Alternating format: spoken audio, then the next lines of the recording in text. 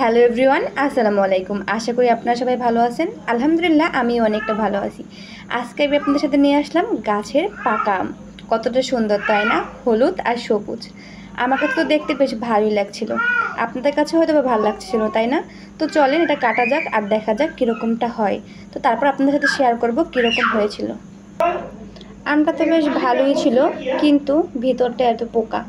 তো চলেন এবার দেখা যাক খেতে কীরকম স্বাদটা লাগে। কাটার পর তো বেশ ভালোই লাগছিল, আর সব কটা কিন্তু পোক হয়নি। চলেন, মাশাআল্লাহ অনেক মিষ্টি ছিল। প্রথমবারের মতন পাকা আম খেলাম, আলহামদুলিল্লাহ।